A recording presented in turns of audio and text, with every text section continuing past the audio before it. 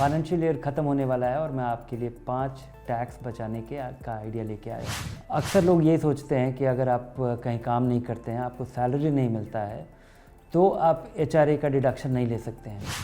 अगर आप सैलरीड हैं और अपने पेरेंट्स के साथ रहते हैं, तो 1 लाख रुपए तक की छूट लेने में कोई पाबंदी नहीं है। आप तो वो बिना किसी डॉक्यूमेंटेशन के ये संभव है।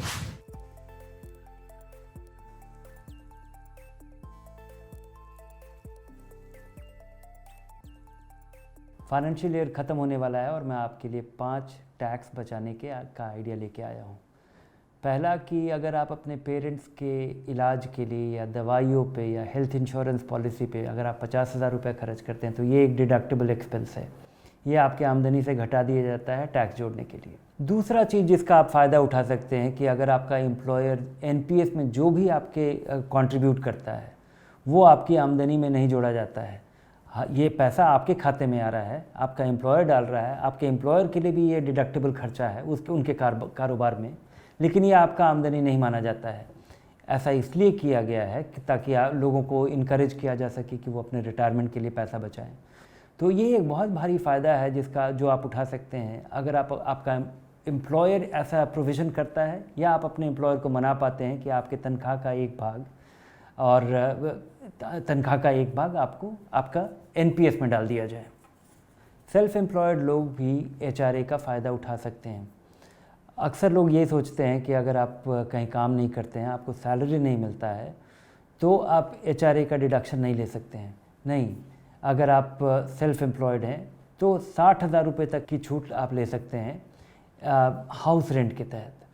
और अगर आप अपने पेरेंट्स के साथ रहते हैं, तो ये डिडक्शन तब ये ज़्यादा हो सकता है।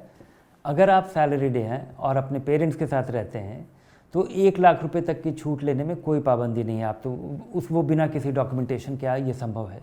अगर 1 लाख रुपए से ज़्यादा का आप अपने पेरेंट्स के साथ रहते हैं और 1 लाख रुपए से ज़्यादा की छूट लेना चाहते हैं, तो एक रेंट एग्रीमेंट कर लीजिए और एक उनका पैन नंबर देना पड़ेगा, और तब आप ये ज़्यादा छूट ले सकते हैं। बहुत सारे एम्प्लॉयर्स फ्लेक्सिबल बेनिफिट अलाउंस देते हैं।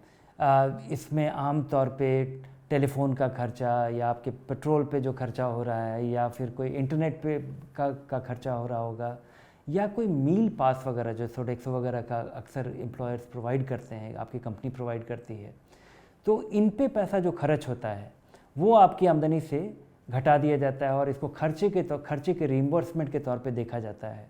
और इसके लिए आपको केवल एक ही चीज़ करना है कि सारे रसीद को बचा के रखिए, और आपका अकाउंटेंट आपसे मांगेगा, उस समय ये उपलब्ध कराइए, तो आपका टीडीएस कम कटेगा। और एक चीज़ जो मुझे खास लगता है कि हर एक किसी को इसका फ़ायदा उठाना चाहिए कि अगर आपको कैपिटल गेन्स टैक्स देना है, अगर आपने कोई ऐसा एसेट बेचा है जिस पे आपको कैपिटल गेन्स देना है, या आपने शेयर्स खरीदा था या म्यूचुअल फंड खरीदा था और उसको बेचने की वजह से आपको कैपिटल गेन्स देना होगा, और आपके पास कोई पुराना इन्वेस्टमेंट ऐसा पड़ा हुआ है जहाँ पे आप आज वो नुकसान दिखता है, और ये बड़ी आसानी से आप वैल्यू रिसर्च ऑनलाइन के माई इन्वेस्टमेंट्स पे, पोर्टफोलियो ट्रैकर पे आप ये देख सकते हैं।